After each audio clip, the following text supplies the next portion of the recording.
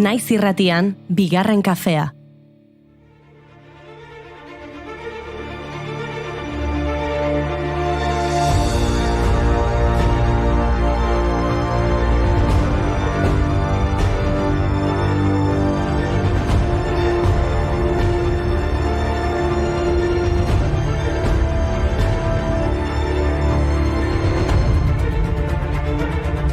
Arratsaldeon, asteari amaiera ematera gatoz. Maik kale egin digu. Ahozkotasunaren unibertsoan murgiltzera joan baita. Baina guk ajea gainditu dugu eta indartsu gatoz ostiralari aurre egiteko. Mozorroak kutxetan sartu behar ditugu, laborategiko apaingarriak kendu eta kaleak garbitu. Inauteriak amaitu dira, baina guk dantzan jarraituko dugu.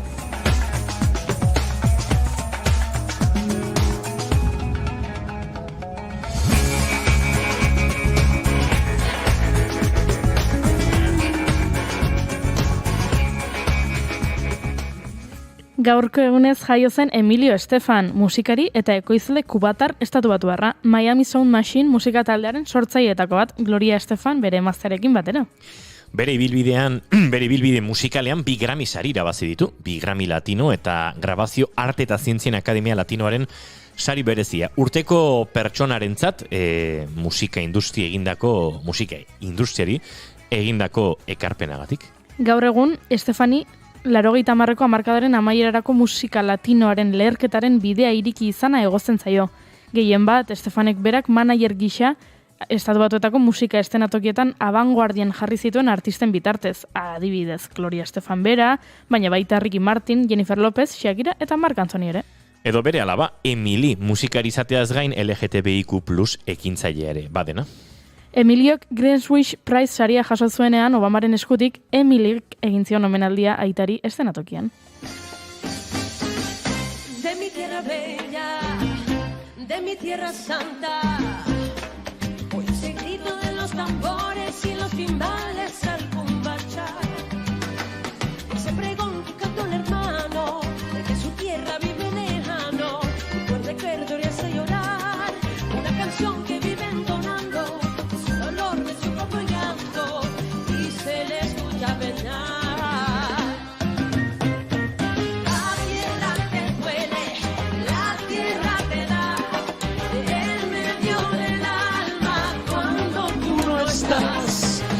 Dantza egiten jarraitu nahi duzu, Juri? Noski! Gaurko egunez jaio zen Miriam Makeba Afrikaren ahotsa eta Afrikaren ama abeslari izateaz gain, Hego Afrikako apartheidaren aurkako irudietako bat ere izan zen Makeba.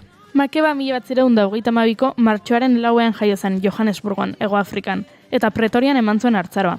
50ko hamarkadan Manhattan Brothers taldearekin hasi zuen abeslari ibilbidea, eta ondoren bere banda sortu zuen, The Skylarks, jazza eta Hego Afrikako musika tradizionala nahasten zituena. 27 urte zituela Hego Afrikatik joatea erabaki zuen, bere karrera musikalarekin jarraitu ahal izateko. Bere aktivismoagatik zaila egin zitzaion edo zaila egiten zitzaion jaioterrian hori lortzea. Makebak Veneziara bidaiatu zuen ondoren Londresera iristeko. Han Harry Belafonte abeslari estatu batuarra ezagutu zuen eta hark Amerikako estatu batuetan sartzen lagundu zion. 1969an Makeba Pantera Beltz alderdiko buru Stokely Carmichael Trinitar ekintzaile beltzarekin ezkondu zen. Eta ezkontza hark kaebetako agintarien errezeloak piztu zituen, eta ondorioz Gineara emigratu behar izan zuen. 1960an bere amaren hiletara itzultzen saiatu zenean, bere pasaportea baliogabetu ziotela jakin zuen, apartheidaren aurkako jarreragatik, eta horrek erbestean 3 hamarkada baino gehiagoz bizitzera behartu zuen. Baina Nelson Mandelak, askatu ondoren, Makeba konbentzitu egin zuen bere jaioterrira itzuli zedin.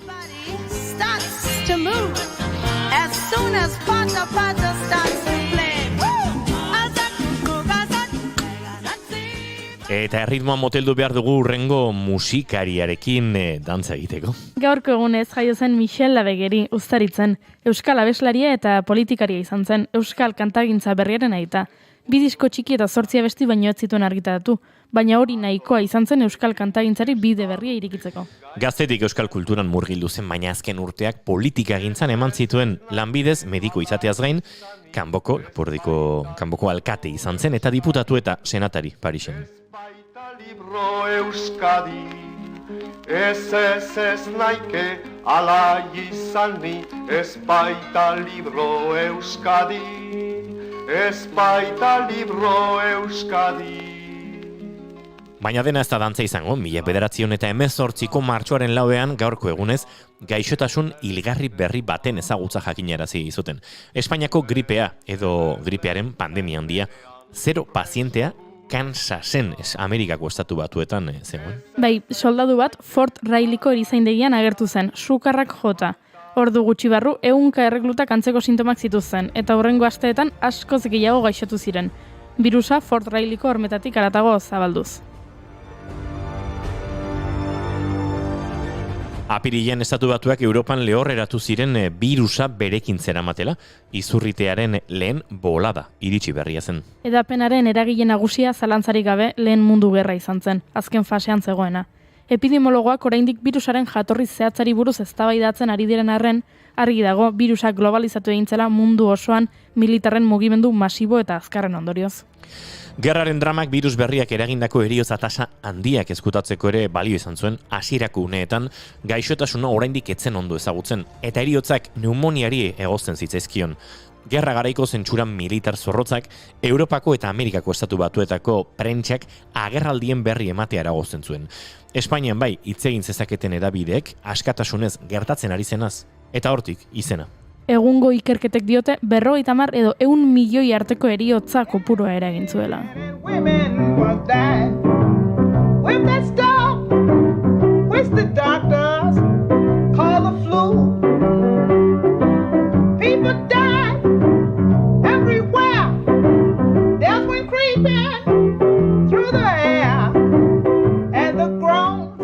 Hala ere, pandemia ahaztua izena jarri diote zientzialari askok. 100 urtean ere, etzen ezer berezirik egin hildako guztiak oroitzeko. COVID-19 gogorarazi zigun berriro 1918ko gripea. 2008ko martxoaren 4ean, gaurko egunez, COVID-19 pandemiak lehen hildako eragin zuen Euskal Herrian 82 urteko gizon bat Bizkaian.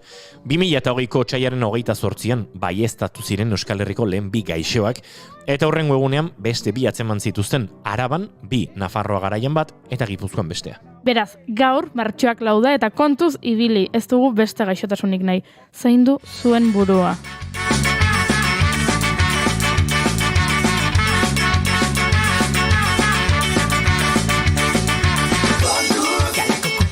Gaude gorrutun berde beltzen zelkita Jendea presaka dabil polizia txoratzen hasi da Zerra da bat batean mozkor rengonan tabernan Zakutzututa hori bururaino drogatuta dabil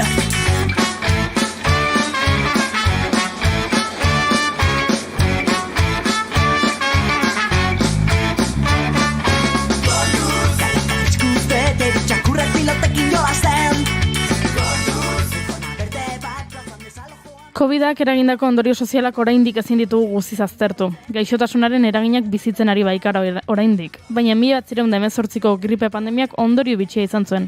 Izurriteak gizarte egituran aldaketa erradikalik eragin ez bazuen ere, ez 16. mendean izurri, 14. mendean, barkatu.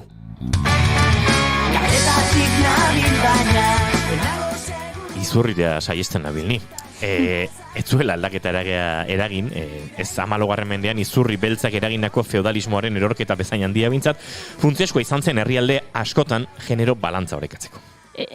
Gripeak eragindako langile faltak emakumei lan merkatuan sartzeko aukera eman zien adituen arabera. Urte horretan bertan, Amerikako Estatu Batuetako Kongresuak bere konstituzioaren 19. zuzenketa berretsi zuen, emakumei botoa emateko eskubidea ematen ziena. Gainera, langile berriek eskulan eskasiaren ondorizko soldata igoerak baliatu zituzten. Ez esan baietz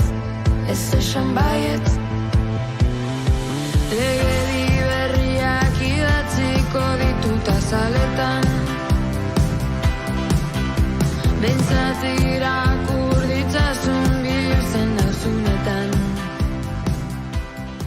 Tamalez, soldata arrakala handia pairatzen dugu oraindik emakumeok. Hori konpontzen saiatzeko atzo Euskal Legebiltzarrak berdintasunerako legea onartu zuen eta hainbat berritasun ekarriko ditu horrek ez dakit nahikoa badiren. Kontxita Beitiarekin hitz egingo dugu horren inguruan. Zer iruditzen zaion legedi berri hau?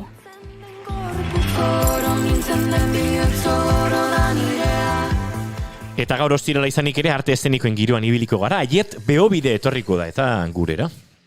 Eta doinuetatik aratago tartean, Gorka Santesteban elkarrizketatu du Iñaki Lasaetura. Zer kontatzen digun? Martxoak lauditu gaur eta ostirala da, ongi etorri guztioi, bigarren kafera.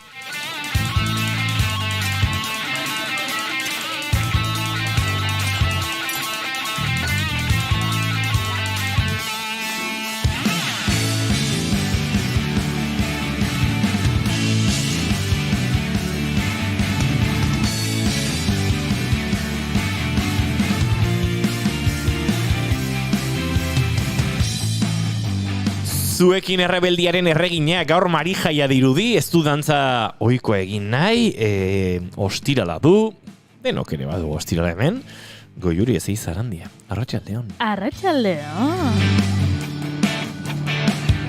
Esan da bezala gaur eskukoan hariko gara, hementxe biok. Pilota partida? Bai.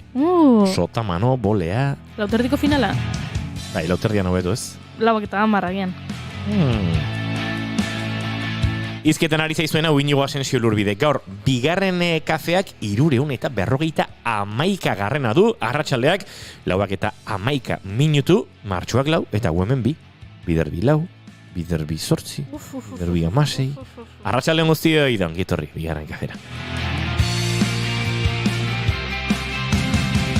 Eta barkatu nire ahotsaren eskasia, ai ama.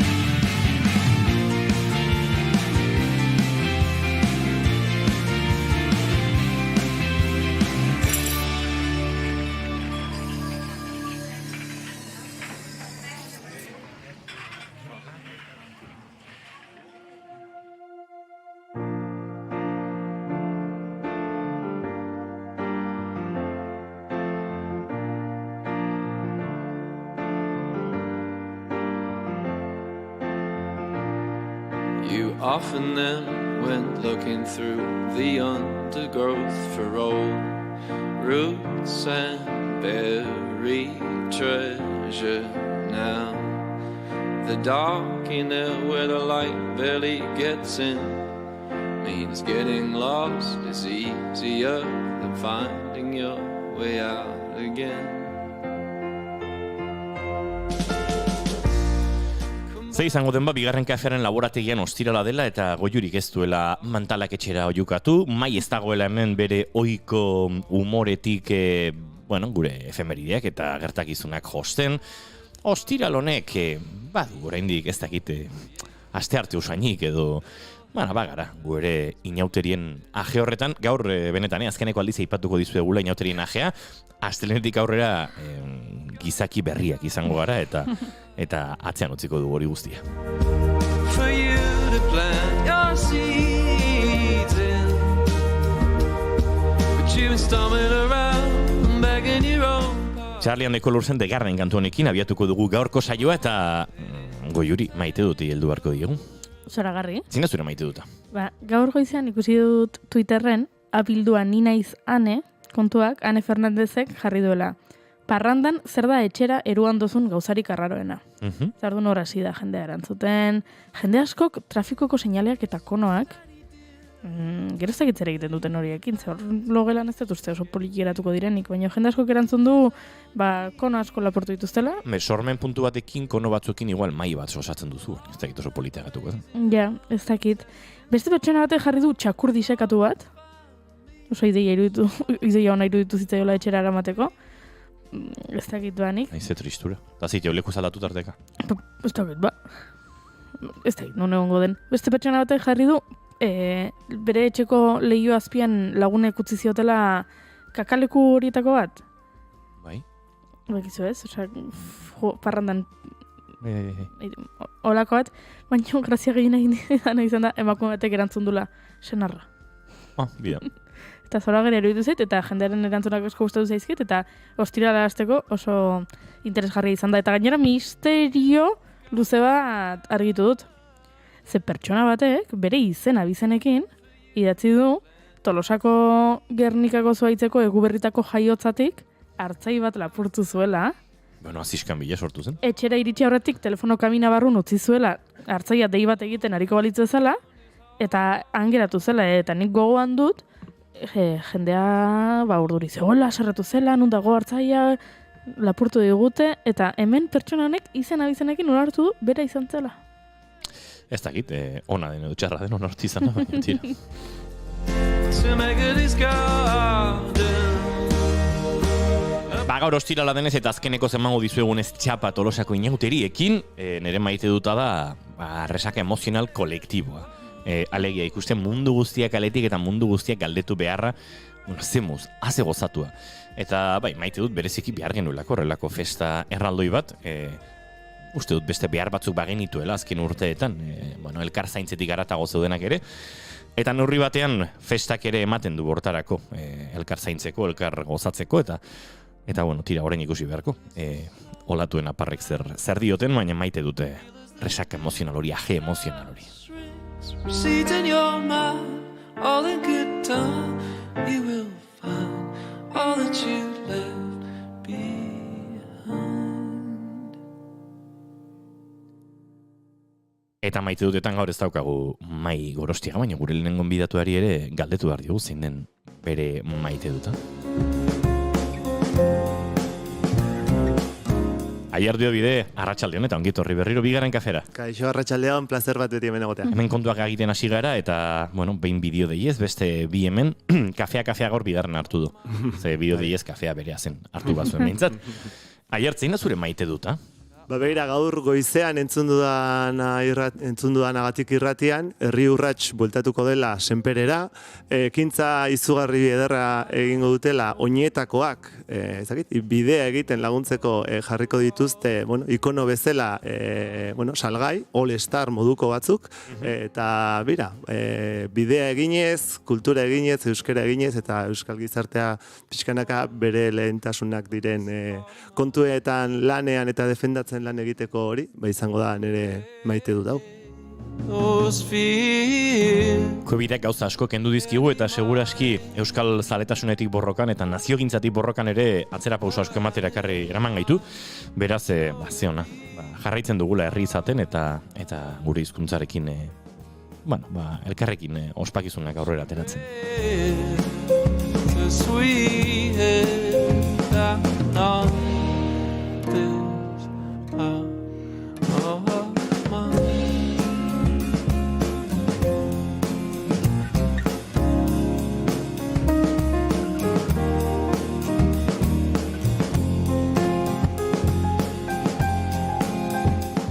Entzulea galdetuko du eta Aier Biobidek zer egiten du bigarren kafearen estudioan. Geratu hor da segituan azalduko dizuegu.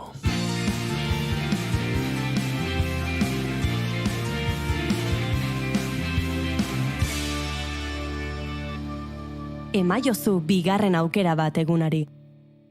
Naiz irratian, bigarren kafea.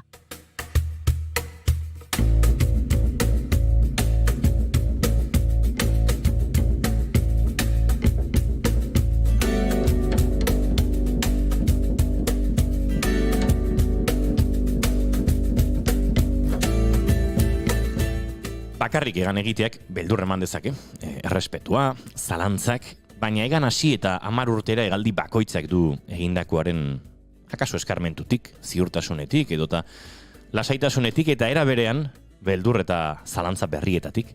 Amildegi ertzera heltzen da sortzailea sorkuntza bakoitzaren atarian, ala beharrez.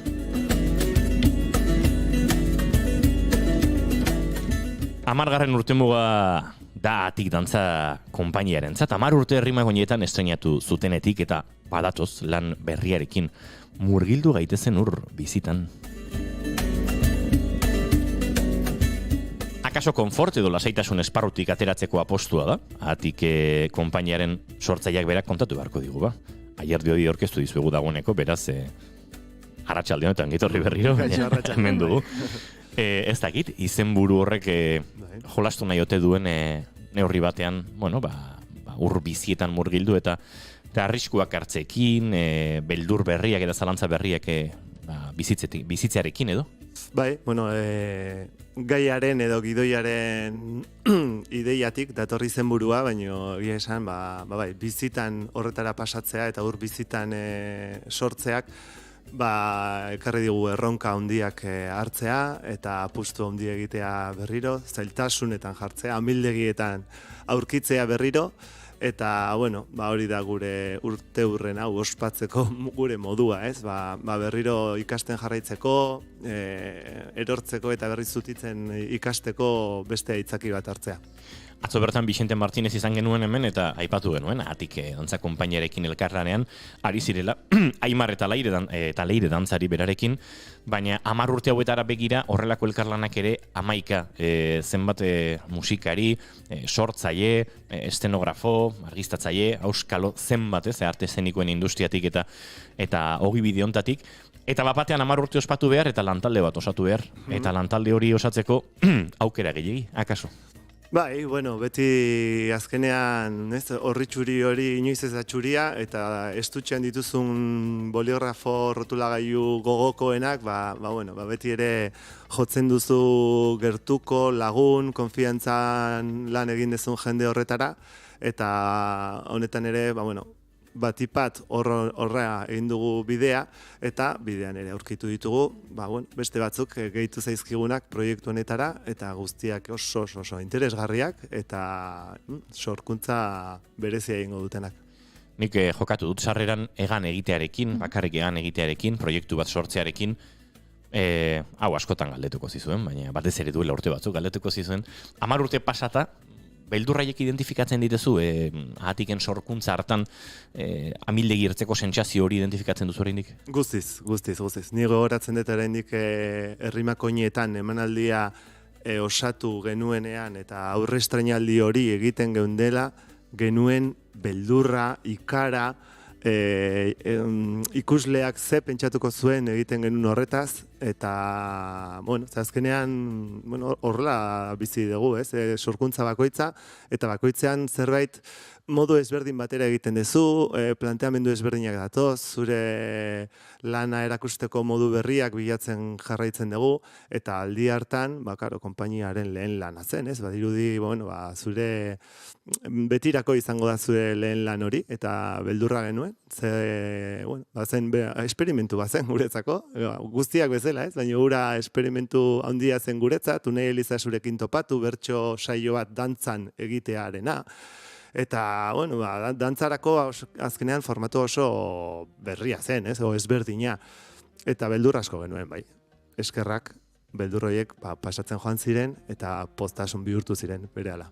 Eta hala ere, beldur berriak bizi beharra badago, sorkuntza bakoitzaren aurrean gogoan dut, bertsolari Kixaltunaren dokumentalean egiten dela, alako alegoria edo alako metafora bisuala amildegi baten hartzean, bertsolariak sortu behar duen segundu horietan bizi duenarekin, akaso noski beste iraupen batzutan, beste prozesu batzutan, baina beharrezkoa ere bada, beldur puntu hori edo ez dakite kezka puntu hori sortzerakoan, ez? Nik uste dut beldur hori dela ardura baten seinale, ez? Nolabait ardura bat duzu zure lana edo egitasmo hori noraino iritsiko den, nola egingo duzun, nola planteatzen duzun, eta uste dut aldi oro dakola nolabait beldur puntu hori zerbait aurkezten dezunean, eta aurkeztu duzunean ere emanaldi bakoitzean, ez? Dijoa geisten agian beldur zalantza eta ez jakintasun guzti hori, baina beti dago. Horregatik ikuste daudela urduritasunak eta asko dela ardura hori duzulako, zure lana ondo egin, edo bintzat zuk nahi dezun leku horretara eraman nahi dezulako.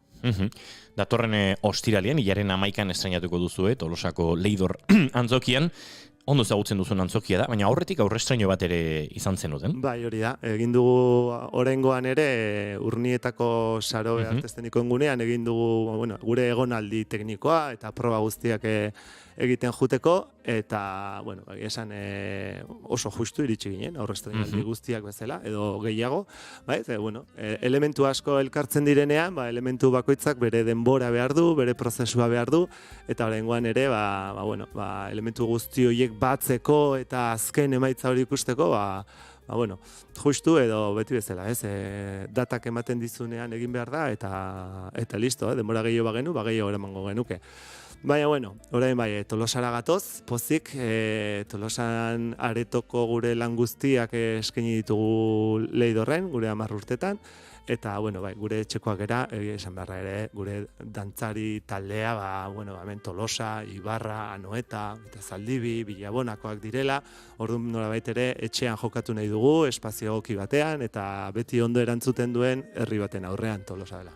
Tolosatik abiatu, baina Hondarribiako itxasetxean, Astigarragako herribera kulturgunean, Zaldibiako resti pilotalekuan, Andoainen, Zigoitian, Hernanin, Igorren, Donostian, bueno, urten zehar dagoeneko dataiek badaude, gehiago ere iritsiko dira, eta guk ostegunero Jana Maritorenaren eskutik agendan ere ekarriko dizkizuegu gogora, baina galdera neurri batean erantzun baduzu ere, Aiert, zer aldatzen da aurrestrenotik estrenora edo zenbat aldatzen da, obra bat, ze prestakuntzaldetik aipatu duzu, justuago, baina ematen du aurrestreno batek aldaketatxo batzuk egiteko aukera. Bai, batez ere, bueno, esan bezala, inbeste elementu daudenean tarteko, bueno, frogak, nahizta bi aste frogak egiten pasa teknikoki, musikalki, oraingoaz berriro beste estreinaldi batera, ez beste aurre estreinaldi bat, edo berriro ere emanaldi hau aldegun oberena eta fintzen joateko aukera, gauzatxoak aldatzen joan gera, musikak zehazten, estenografia aldatzen, bueno,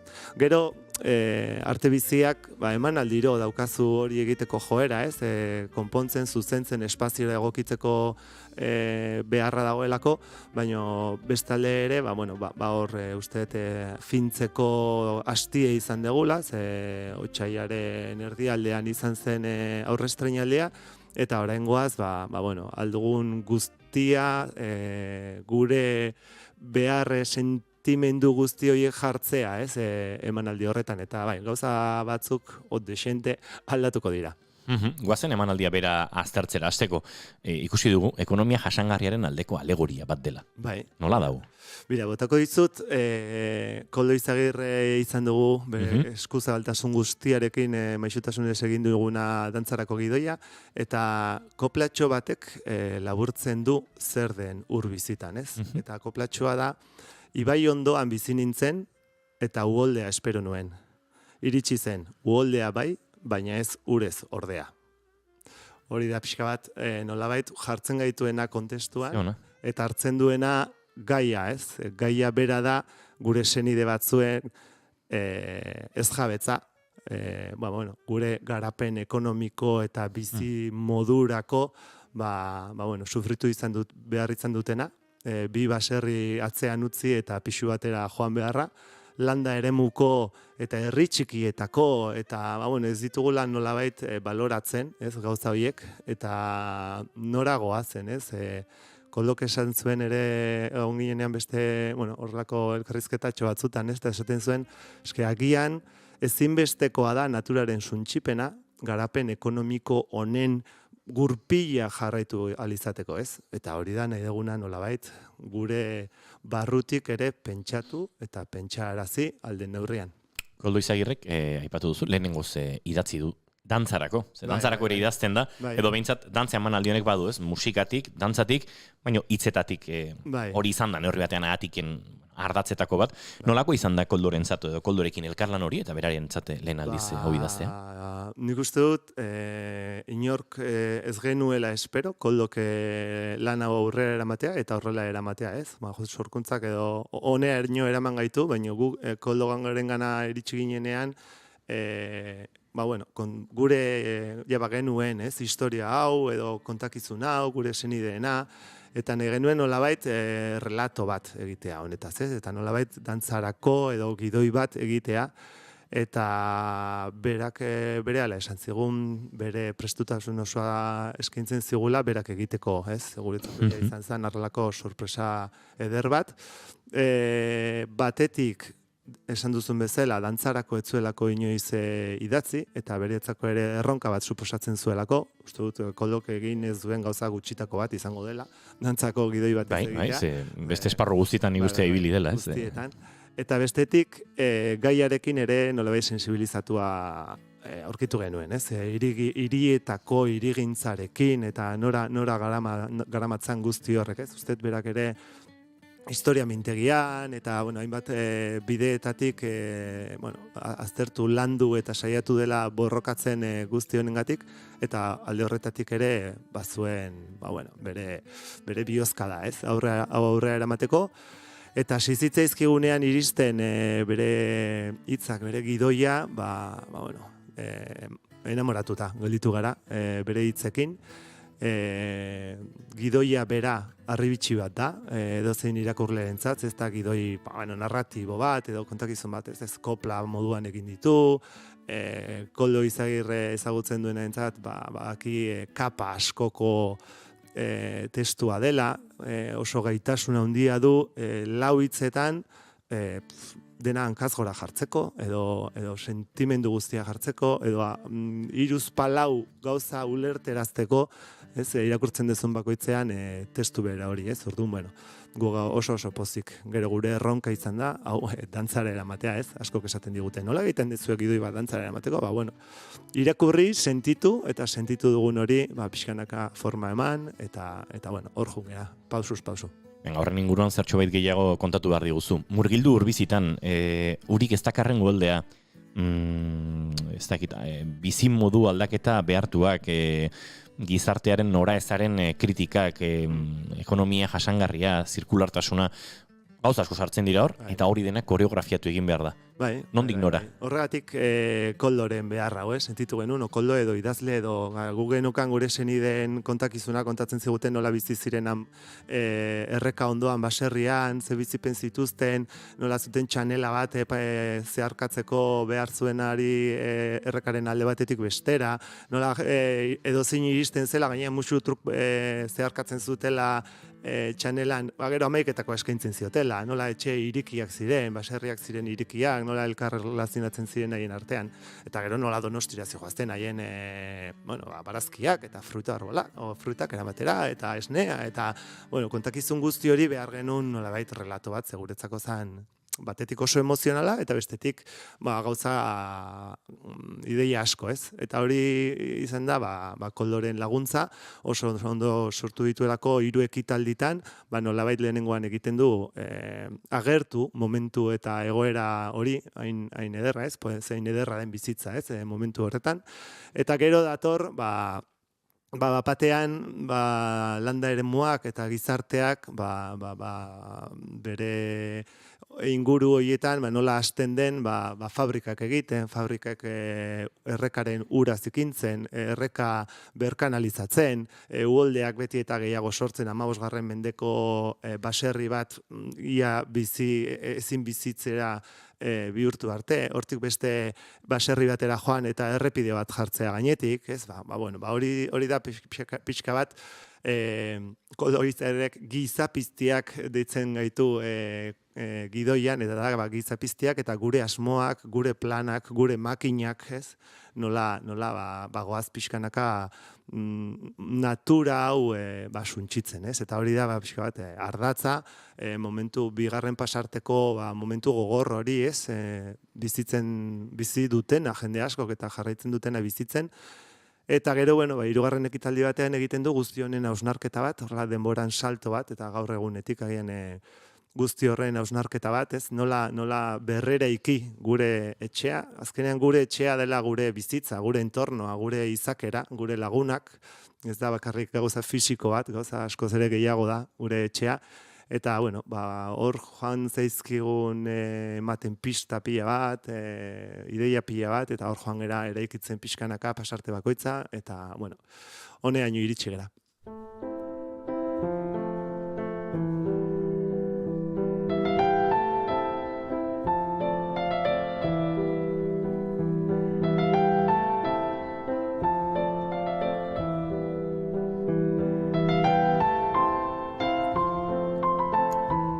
Ari gara emanaldiaren, hainbat zutabe aztertzen, hasierako ideia eta abiat puntuaren planteamendua Jurrearen buru eta Aiert Biobide berarena da. Gidoia esan da bezala Koldo Izagirrek osatu du, zuzendaritza eta koreografia Aiertek berak, eta musika Pascal Gainek. Hemen ere badago oso garrantzitsua den emanaldiaren alor bat, ez? Eta oso ziurtasunez jokatzea da Paskali musika eskatzea, Bai, ezta? bueno, nik uste dut, bueno, ez da sekretu bat, baizik eta pandemiak ere bizi izan gehituen guzti honengatik eta itxialdiak batez ere, ze guzti honen ideiaren hasiera izan zen itxialdian eta gu familia handia gara, bai? 6 anai arreba, 15 iloba, ohitura handiarekin elkartzeko, eta pandemia gago itxialditik, bertan bera gelditu ziren gure hilaeteko bazkariak, gure elkartzeak, gure momentuak, eta sentitu genuen beharra ere gure familiarekin egoteko aitzakiak bilatzea. Olatz, Beobide, izan dugu proiektuan, nire arreba, Pascal, Koñata, konfiantza handiko jendea, eta bagenekien erantzun izugarria izango zuela, Manu ere dago. Zure Iloba? Iloba, Pascal eta Olatzen semea. Manu Gene? Anartz dago, Anartz Beobide nire anaia, argiztapenean. Bueno, azkenean familia artista edo familia txoro hau duguna honetaz bizi nahi dugunak, elkartzeko garaia ere izan da, 10. urte hurren hau, eta Paskalekin bat zer esan. Nik sorkuntzan zehar, zoaz, ero moduan, ez, eta maketak gora, maketak bera, probak, ez, atzera, hau nahi dugu hemen, hau ez, eta ez gera ziurrenik ez dago hartzera iristen ez, baina ja aurre estreinaldian bertan, edo orain entzuten dituzunean sortutako musikak, izugarria da Pascal sortzaile bezala daukan sensibilidadea, gaitasuna, eta musikak izugarria dira, eta gainera urbizitanen zuzenean izango ditugu, osike hau da, guretzako, gure 10. urte hurrenean guri opariak egiteko modua da, ez? Eta datorren ikusleeri noski, ez? Baina dantzariei bera izatea horrelako aukera bat, Paskalen musika espreski sortua lanarentzat eta zuzenean jo eta 3 izugarrizko musikarirengatik, hau da gure oparia, ez? Gure buruari nik uste dut.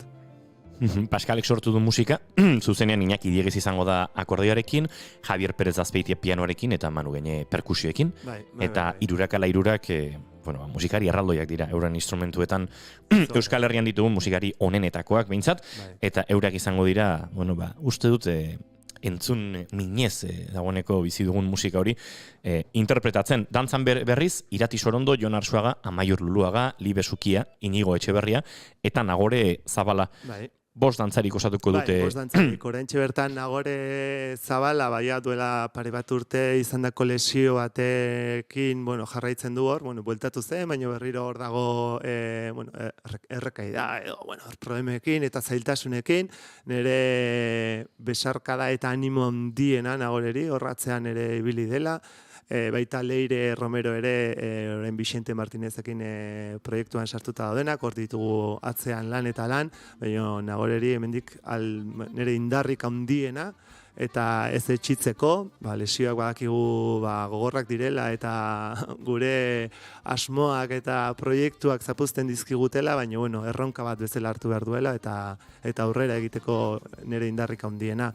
Eta dantzariekin, zer esan, dira, konpainiak 10 urte ditu, agian Amaiur da lehena batu zitzaiguna konpainiara, ondoren ja etorri ziren Irati, Jon, Inigo, Libe, jende izugarrizko lan egiten ari dena, dantzari profesional, komila artean jarriko dugu kakotxen artean, beraik bai dira profesionalak, baina gure sektorea ez da hain erreza eta lan handi egin behar dute, guztia aurrera eramateko, eta azken urteotan asko handitzen ari dira.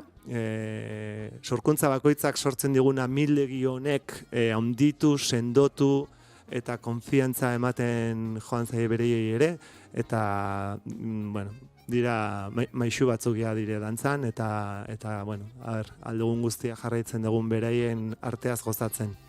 Atikek 10 urtetan aldatu ditu hainbat gauza, bere izakeran eta bere sorkuntzetan, baina Iratik, Jonek, Amaiurrek, Libek, Inigok eta Nagorek esaterakoz, ere bai ez, eta bide horretan Atiken eskutik, baina baita Euskal Herritik kanpo formakuntzak egiten, ikasten jarraitzen, Ahatik gaur egun beste konpainia bada, eta Ahatikeko dantzari hauek ere gaur egun beste dantzari batzu dira, zaio? Bai, guztiz, bueno, eskoren ikusten dut herrimak oinetan ilusio guztiz eta borondate guztiz egiten genuen lana, izugarria zen, baina ikusten da urtetik urtera pasazegu denbora 10 urte hauek pasazeizkigu konturatu gabe, baina orain konturatzen gera zelana egon den horratzean, nola onditzen joan diren, azkeneko emanaldia herrimak bioinetan ikusteko aukera izan dutenak, badakite bakoitzak ze gaitasun duen, ze interpretatzeko, dantzatzeko, duten maila, eta bai, dena aldatu da, uste, eta hobera.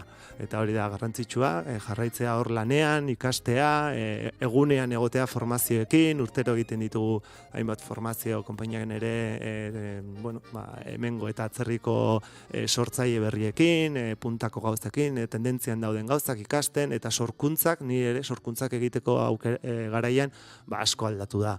Beraiek ikasten dutelako sortzeko modu berriak, nik aprobetxatzen ditu alako erraminta horiek haiekin, eta bai, asko aldatu da gauza.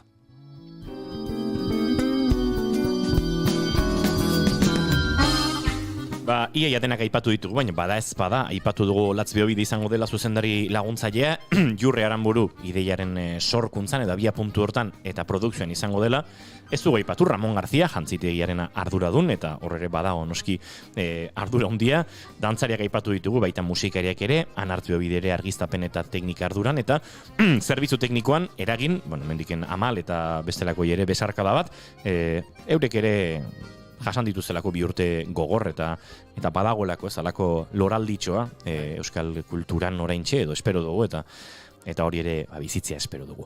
Aizue, datorren ostiralean Tolosako Leidor aretoan, horren ostean behintzat martxoko datak aipatuko dizkizuegu, 19an, alegia larun batean, hemen dibiazetara, Hondarribiako itxas etxean eta igandean Astigarrako Herribera kulturgunean, baina 2 aste barruari gara. Datorren ostiralean, martxoak 11, estreinaldi mundiala, Leidor aretoan, Tolosan 8:30 hortxe izango duzue, ez da aletzen joan garen emanaldi hau, benetan ikusi eta gozatzeko aukera. Murgildu gaitezen, ur bizitan, Aiartbeobide ez dakite agurtu horretik, zerbait esateko geratute zeigu. Eske dauzkagu hainbeste elementu, botako dudala koloren besteko platxo bat, uste, harribitxiak direla bakoitzak, eta honek amaitzeko ere modu polita izango da.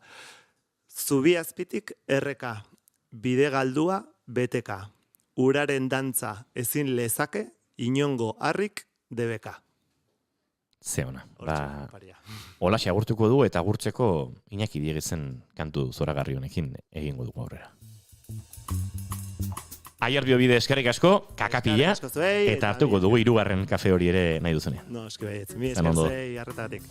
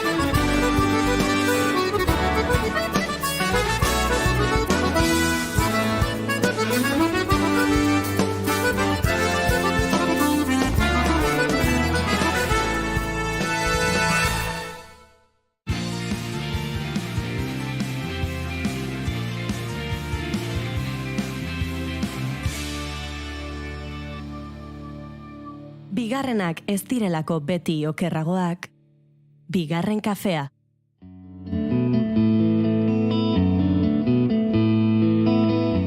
Atik dantza konpainiak, kontraprogramazio egin dio Vicente Martinezi, baina guk ere kontraprogramatu behar dugu, Atik dantza konpainia. Bueno, ez dakigu nola azaldu hau. Kontua da, 2 sarrera bikoitz ditugula, datorren ostiralean, Imanol Arzabal Lugaritz Kulturetxean, Donostian, izango den kontzerturako arratsaldeko 7:30 izango da kontzertua, eta bertan Vicente Martinez, atzo gurean izan genuen gitarra hartuta, eta Atik dantza konpainiako 2 kide izango dira dantzan, emanaldi berezia, eta guk zozketa, martxan jarri dugu zuentzat, gure Instagramen dagoeneko baduzue, hori erantzuteko aukera, baina hemendik ere luzatuko dizuegu galdera, eta WhatsApp edo Telegram bitartez, erantzuteko aukera ere baduzue.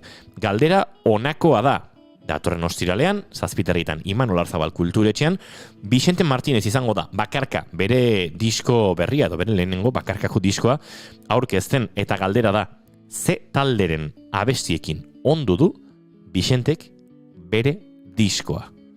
Eta 3 aukera dituzue. Igelaren banda, Ruper Ordorika, edota Oskorri. Aber, zinena da kantu hau.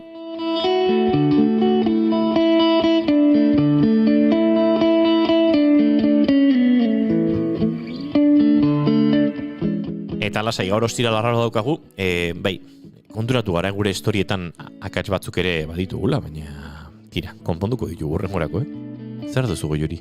Ez dago akatsik? Bai, hor zer talderen abestiekin galdera horri erreba falta zaio? Zein talderen abestiekin jartzen du? Nik beste histori badaukat hemen, Ui? Ara.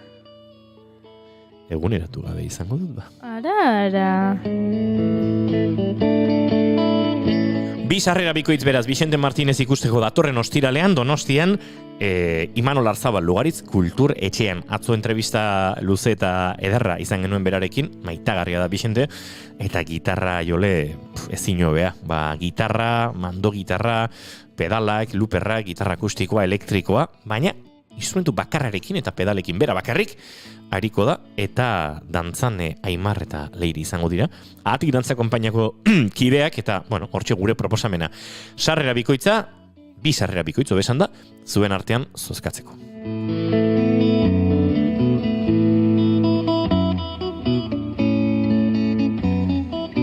Baina ez da zozketa horretarako daukagun bakarra, edo ez da zozkatzeko daukagun sarrera edo proposamen bakarra izan ere. Maite Larburu datorren ostegunean izango da, Bilboko kafe antzokian Aho Arraro singela eta bideoklipa atzo kaleratu zuen, Crack diskoan ere dagoeneko entzuna bagenuena, eta bertan izango da Carlos Arantzegi eta Carlos Tarontxerrekin batera. Eta hemen galdera beste 2 sarrera bikoitz horiek lortzeko ze instrumentu jotzen du Carlos Tarontxerrek. Eta erantzunak hauek izan daitezke. Entzune?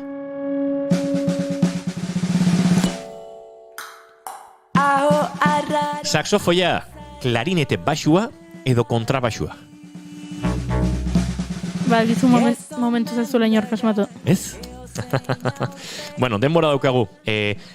Aste artean jakinaraziko ditugu Maite Larbururen sarrera bikoitzorren irabazleak nor diren, eta asteazkenean berriz, Vicente Martinezen ostiraleko kontzerturako sarrera bikoitzaren garaileak, baina orain aurrera egin behar dugu eta momentu historikoa daukagu Goiuri. Historikoa? Gorka Santesteban harrapatu du Iñaki Lasa Eturak eta doinuetatik haratago bat osatu du berarekin. Egia da, historikoa da. Hombre. Wow. Nahi dugu entzun, zer den Gorka Santestebanek aukeratutako.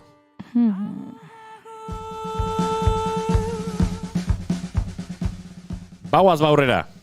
Geratu hor eta gozatu. Iñaki Lasa Etura eta Gorka Santestebanekin.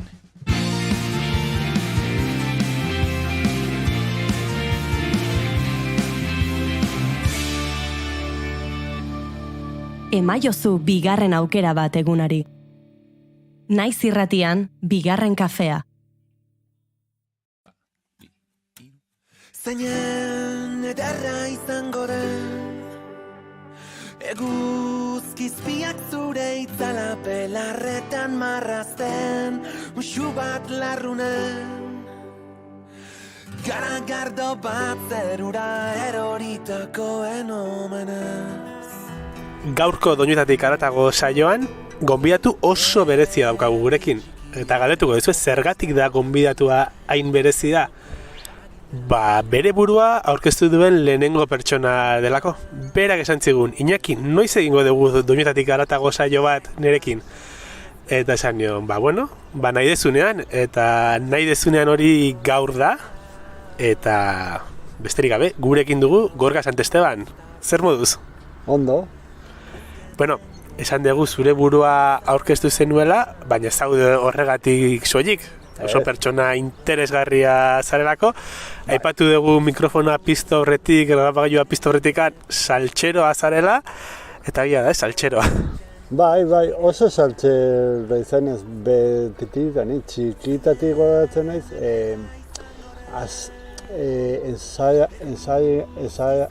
ensaiatzen irratxe bat bezala, garai hortan radiokasetet batekin, bi zintakin eta kantak aurkezten eta hola. Eta irratien ere ibiltzen zara orain? Bai, jadaramat irratigintzan 14 urte hortxe, bai. Aurretik beste Zumatorretxeko beste irrati baten, egon nintzen 3 urte dola, eta gero kakainzen irratian ibili naiz, 12 urte, bai. Desente urte, bai. Beraz, mikrofono horrean oso eroso zauden horietakoa. Oso eroso nago. Etxean bezala. Hori da gustatzen eguna gaina, etxean bezalaz, izango zara bigarren kafeko fan number 1 esaten den horietakoa, beti zaude guri zure maite dutak eta esaten, eta guk bentsat pilo bat eskertzen dugu hori. Bai, ez dakit noiz hasi nintzen, nik uste bigarren kafea hasieratik, baina hola Twitch eta zuzenean, igual, hasi zaitik, denboraldi honetatik, bai. Ze ondo. Bai. Eta gaurkoan musika zitzen dugu, Gorka. Bai. Musika zale amorratua zara, beti zaude musika entzuten, ez hainbeste? Bai, oso musika zalean ez gustatzen zait kontzertutara jutea eta disfrutatzea, eta beti ez bakarrik kontzertu, kultur nire bikoteak esaten ni nahi zela herriko kultura agenda bat. Bai, zedaki dana, leku guztietan dago bau eta badaki zer dagoen eta bai. Eta Gorka, eskatu dizugu 4 abesti kutxun aukeratzeko. Nahiko askar aukeratu zenituen galderak ez barkatu abestiak, ze jendari kosta egiten zaio eta normala da kosta egitea 4 abesti soilik aukeratzea. Bueno, Iñaki barkatu. Bai. Baina niri baita kosta izan zait, zeni musika asko gustatzen zait eta gustatzen zait denetatik orduan. Gaur ekarretun 4 abesti, baina nire bizitzako 4 abesti. Baina orduan, kostatu zait aukeratzen, porque zaten, eta bestia eta. Bai. 4 abesti hauek bidai batekin hasiko ditugu, eta besterik gabe, lehenik eta behin, Lucia Perezen Torres de Compostela abestia entzungo dugu.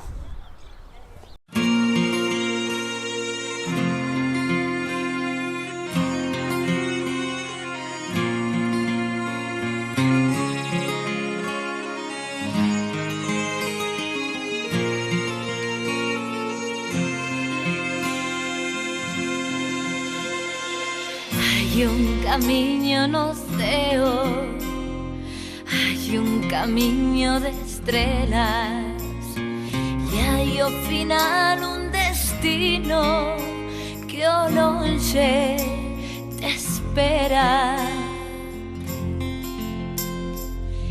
Levántate, peregrino, que horizonte clareza, e homes, mulleres e nenos xa seguen a lua estela. Torres de Compostela, zergatik aukeratu duzu Lucia Perezen abesti hau? Ba, justu esan zuten lau abesti, eta oroitzen zidan garai baten, hau izan zen 2012 urten, hasi nintzen Santiago bidea egiten, bakarrik, Oinez edo bizikleta? Ez, oinez. Eta zezin nintzen, lehenengo bidein ona, zatika ez, porretan, ozin bitan, hasi nintzen horreagatik Santiagora. Bai. Eta oso esperientzia hon izan zen, zehan jende pilo bat ezautu non, gero handiz geroztik ustut, bigarren urtean, Sevillako neska batzuk ezagutu nituen, eta goratzen ez juinan behin gonbiatu zaten Sevillako aste santua jutea, eta bai, elkartein urtean zehar egun bat hori eta elkartein ikusteko, eta bai. Eta gero ja, egin hone Finisterrako bidai ere, oso polita, oso gomendagarria, ikusi hone iluntzea Finisterren, eta bai. Eta gero arazgaztik, azkenengo ustez izan zela 2013 urtea, hori egin hon Asturias, bai, hortzea, Asturiasko bidaia, eta bai. Da gauza bat, retomau egin behar dut, ez da kita urten edola, ze uste dut urten bai eta añosako behoa da. Aha, ez dakit seguro. Uste dut bai dut. Bai, izan da nire bizitzeko bidairik handiena da, azten zea ibiltzen, pasatzen ez zerbait laguntzen dizu jendea prest dago laguntzeko. Kriston parrandak egite dituzu. Goratzen ez hori bai, parrandak ere bai. Goratzen ez behin Logroñon azezen txampoteon eta azkenean italianoz azirentzan hitz egiten eta bai. Bai, Logroñoko poteoak peligrosoak dira. Bai. Bai, ez baino, egia da, Doneiako bidea edo egiten duen jendeak, denek izaten dutela, badela egin beharreko zerbait, eta beretan dela berezia. Bai, oso berezia, eta Santiagora iristen zenen, askoz berezia. Ni askotan heldu naiz, eta beti unkitzen naiz, bor plaza hortara iristen zean. Bai. Eta, hain zuzen ere, Lucia Perezen abestia horregatik goiatu duzu ez?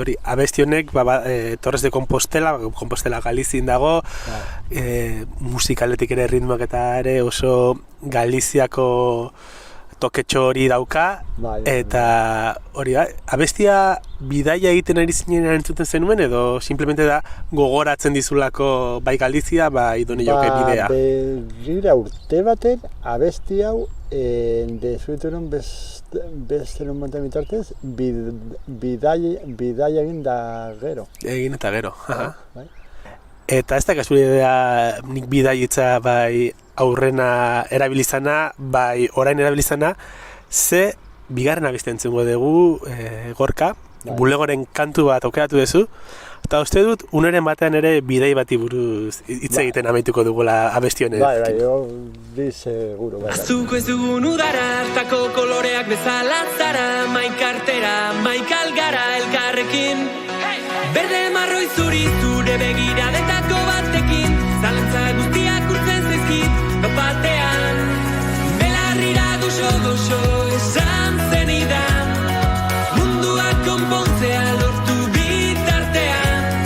Segi dezagun dantzan, segi dezagun ametxetan, zutani batera, geldi ezinak gera. Kantu bat, bizitako guztiari,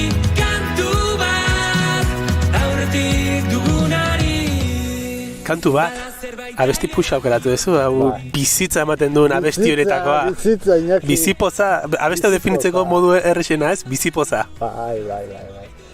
Ba, bulego taldea zautu non, bueno, entzun da nukan eta lehenengonetik asko gustatu zitzaidan.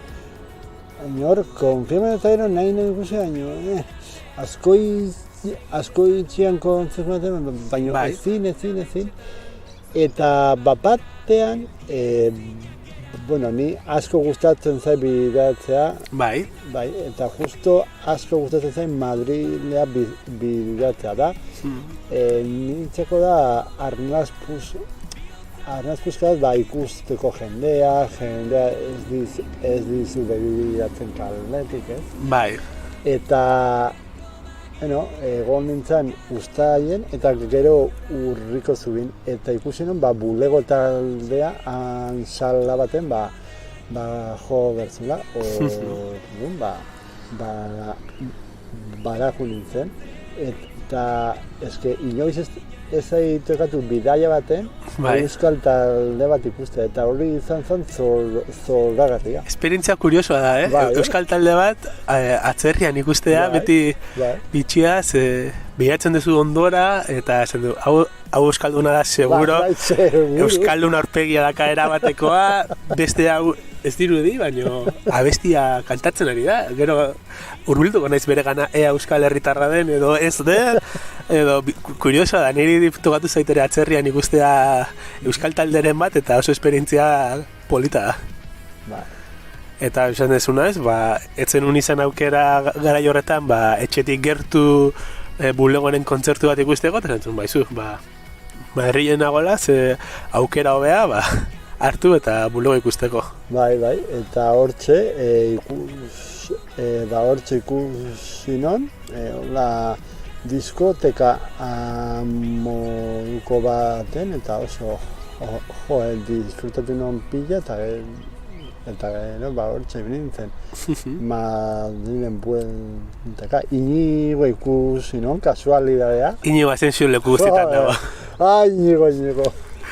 Ai, ze... Bai, kasualidade izan zen, ikusi hor zegoela, esan nion, zazian ez, eta azkenean sorpresatzen zen ikusi nora, eta esan nona, tipo hau...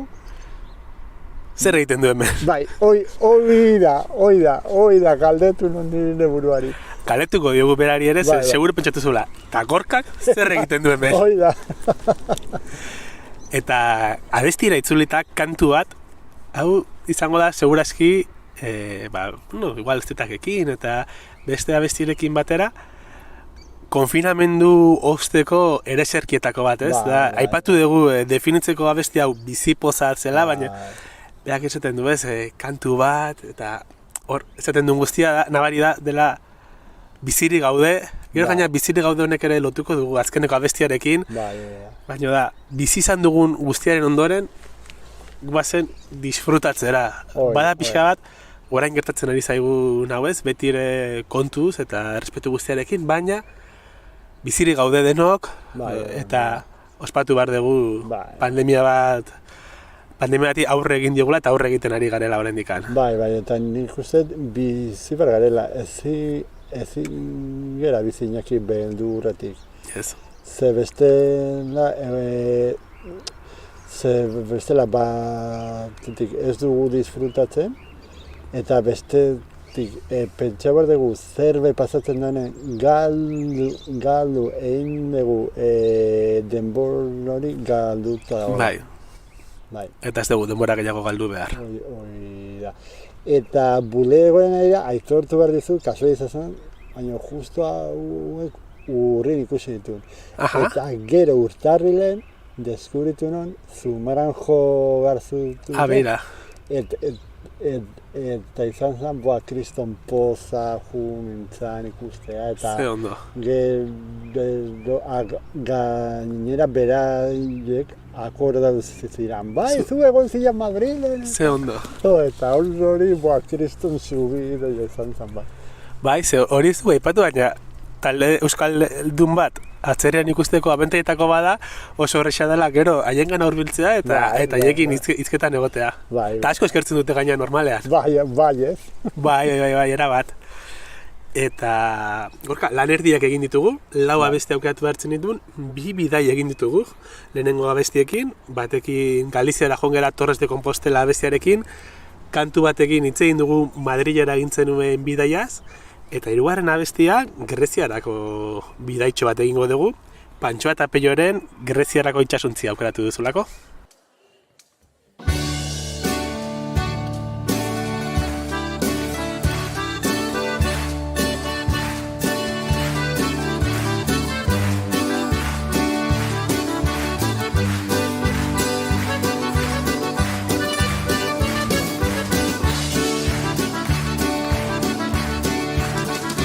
Itxaso gaindik ikusten baduzu, gure gogoa daraman ontzian, etzazu pentsa galduta doanik, argitzen baitu goizeko eguzkia, hainbeste ames negarta desio, ez du ekaitzako ondora botako, salbatuko da goizeko ontzia, kaiaren bila egaka joaiteko, arraun berriek eramango dute, bide zarretik askatasunera, oial zuriek aizea bildurik, gure arnasa biltzen den batera, ez du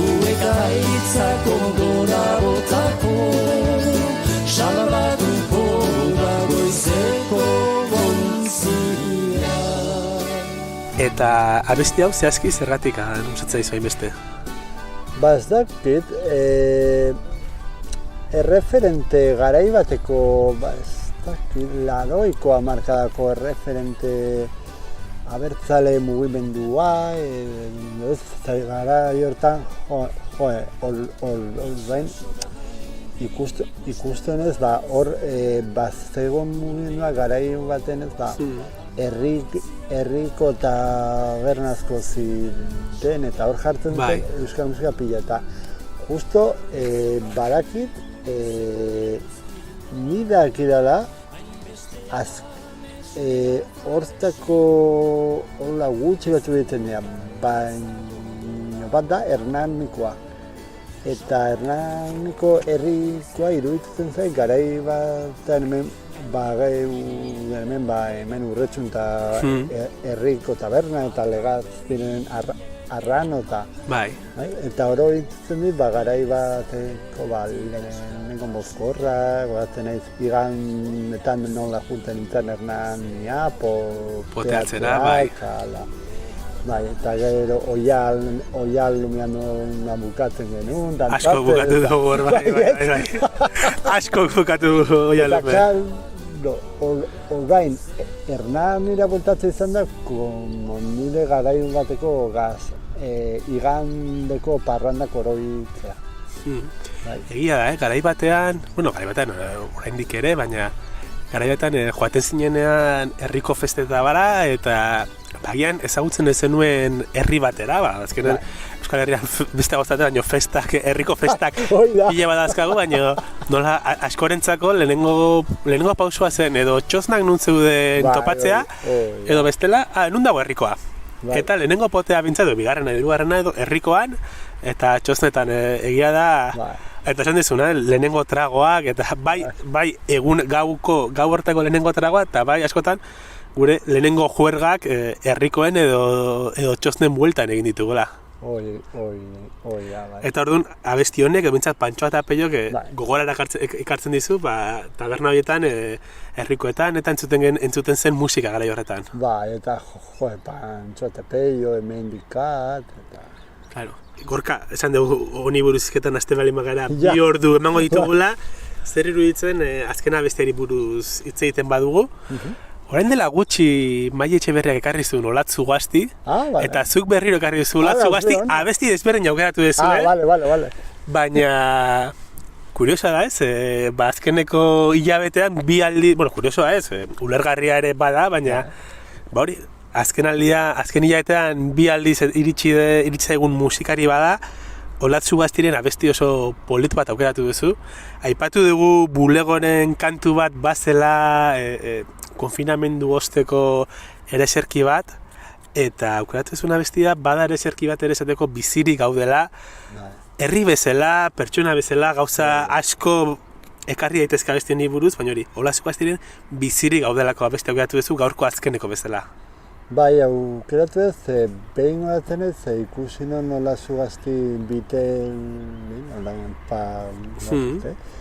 eta ni ez nekin ni arraza, eta oso ondo kantatzen du, eta oso ondo disfrutatu nuen kontetu, eta kantu baita entzun nuen beste irrati baten. Ni ere kantuak deskubritu izan ditut irratietan. Beida. Bai, beti. Irratetan entzun ez zen, gustatzen zait, hau ez edo. Baina beti kantu guztiak irratetan entzun ditu. Bera, hori badala oso aspaldiko zerbait, Bai, Ni gogatzen du nire lengusuak eta izan ditela, joinaki, eski guk egoten ginen irratsaio bat entzuten eta genekagun kaseta prest, jartzen zutenean gustatzen zitzaigun abesti hori, hartu eta rek ematen genion eta guk grabatzen genituen abestiak horrela, irratian jartzen zutenean irratsaioan, hartu eta orduan ematen genion botoiari eta horregatik beti lehenengo 2-3 segundua galduta aukitzen genitu, baina bazen modu bat, hori irratia, deskurritzeko musika. Zakit gaur egun hainbeste plataformekin eta hainbeste aukerekin zenbaterainoko irratiek lagundu diguten abesti berriak zautzen guzti dute oraindik ere garatzen dela, baina egia da urte askotan nola irratia izan den denontzako musika berria eta talde berriak eta talde ezain berrien abesti berriak ezagutzeko modua. Orduan Olatzu Gaztiren kasuan ere irratian ezagutu zenuen eta gero kontzertuan ikusteko aukera izan zenuen. Bai, eta beste hori egiten du pixkat hori buruz, horreko herriari buruz, eta pixkat homenajea, eta gustatzen zaita bestia bai. Gainera, zuk bidali zenidan bertsioa entzuteko abestia, aurretik bidali zenizkidan abestiak, zuzenekoan bidali zenidan, eta zuzeneko horretan, aipatzen du erdibrometan, erditxantxetan, Bizpahiru zarauztar ditula taldean, baina badago oriotarre bat ere, karkararen aldeko kontzertu bat dela dirudiz, esaten du hor, eta bai, justu aukeratu dezuna hori jon bertan egindako, grabatutako bertsio bada. Bai, gainezke zuzeneko bertsioa asko gustatu zen, nola azten dan egiten, nola zein angra txinen ertzuni, hori da. Bai, hori bera. Bai.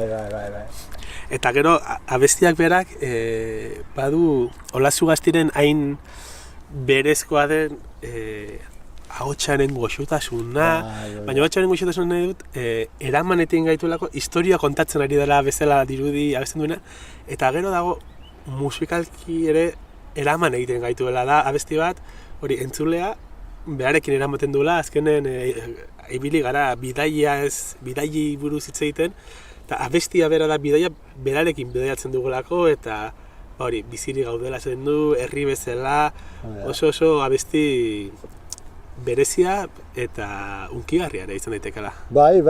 Ni unkitintu nun abesti hau eta horregatik hau txeratuet. Eta iruditzen zait dela, nik zuzenan ez dut Olatzu Gazti ikusteko aukerarik izan oraindik, baina bereziki polita izango dela zuzenekoetan, ezta? Bai, oso zumea da zuzenekoetan, parte hartzen du, hitz egiten du, esplikatzen du abestia. Zertaz dijon eta oso nago, bai. Gorka, zuk ere esplikatu duzu zertaz dijoan Olatzu Gaztiren abesti hau, baita ere Pantxo eta Peio, Bulego eta Lucia Perezen abesti bana aukeratu izanaren arrazoiez, oso interesgarria izan da, nik asko disfrutatu dut gaurko solasaldian, baina aguretzateko garaia iritsi da, eta aguretzateko modu honena Olatzu Gaztiren bizirik gaudelako abestia osorik entzuta da, Mila esker gurekin egotagatik gaurkoan. Bai, zu Iñaki, eta eskerrik asko bigarren kafeko talde guztiari. Kantu haure badaukazue kantatzia, ez hautza ez eta. Nahiago nuke banitu egalbizkor zabalak, joan alizateko aixe zure ondora, ta belarrira xamurki esanik maite zaitu dara, piztu dizudan suzia zuganira ondezala. Kantu hau nahi dizut eman zuri herria, gu gara iturri zaharreko.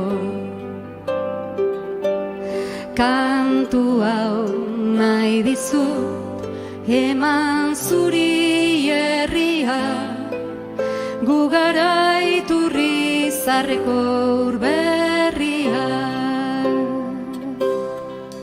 Oraindik hasia asko dut zuregan handatzeko, esan ez ditudan hainbat olerki eta asmo, elkar lotzen gaituzten sokak ez dira apurtuko, bizirik gauden artean bizirik gaudelako.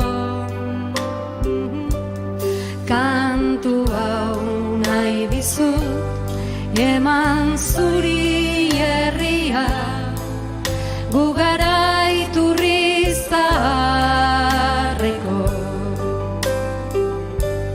Kantu hau nahi dizut eman zuri herria, gu gara iturri zaharreko urberria.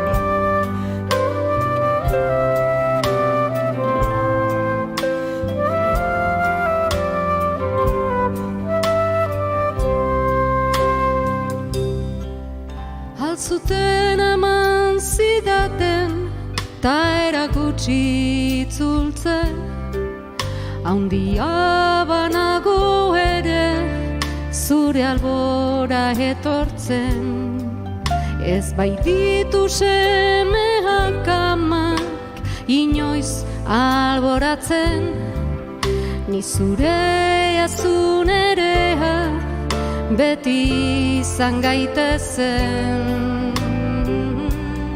Kantu hau nahi dizut eman zuri herria, gu gara iturri zaharreko. Kantu hau nahi dizut eman zuri herria, gu gara iturri zaharreko urberria. Nere lagunak aurkeztuko izkizuet orain, agian aita izan daia, ez dakit. Ander ederra, Zarauztik gitarretekin.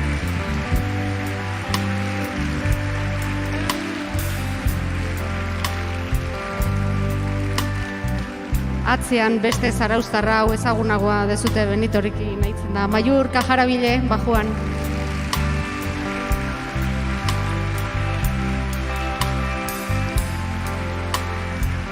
Ez dut nahitain, baina beste zarauztarra. Baterian eta kajoiakin, Ander Zulaika.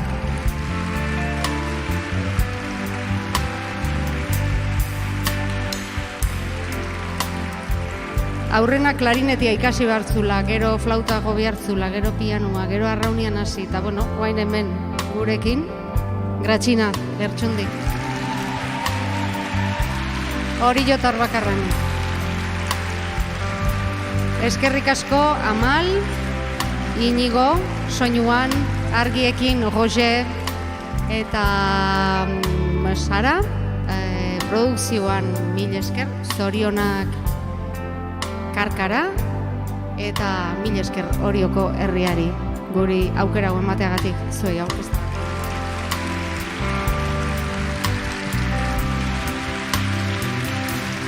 Kantu hau nahi dizu, eman zuri herria, gu gara iturri zaharreko. Kantu hau nahi dizu, eman zuri herria, gu gara iturri zaharreko.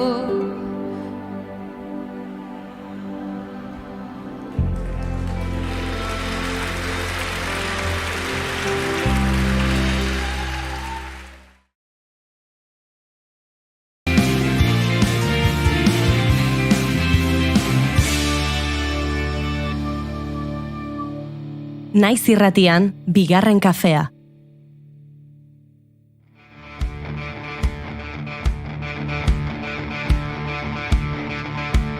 Ertzetatik erdira, atzetik aurrera, zulorik zulo eta barreraz barrera.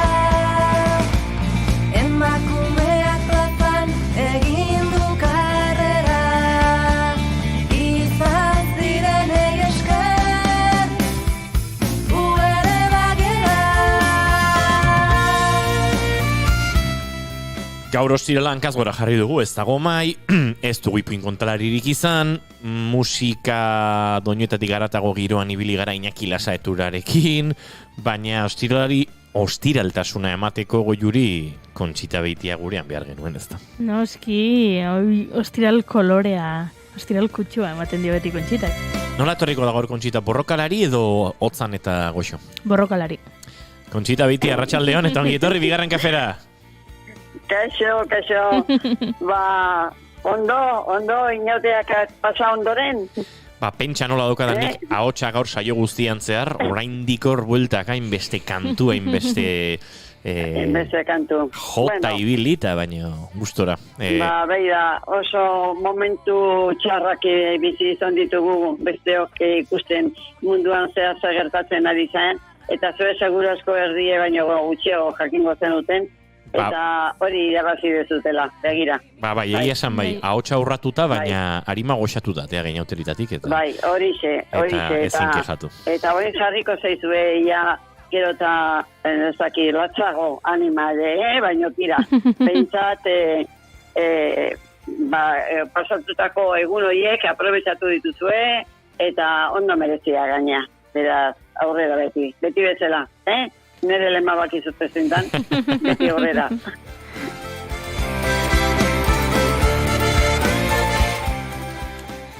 Baina gaur hitz egin behar dugu, atzo gertatutako zerbaiten inguruan. Eusko Legebiltzarrak berdintasunerako legea onartu zuen atzo, EAJak, PSEek eta Elkarrekin Podemosek aldeko botoa eman zuten, eta EH Bildu eta PP eta Ciudadanos abstenitu egin ziren.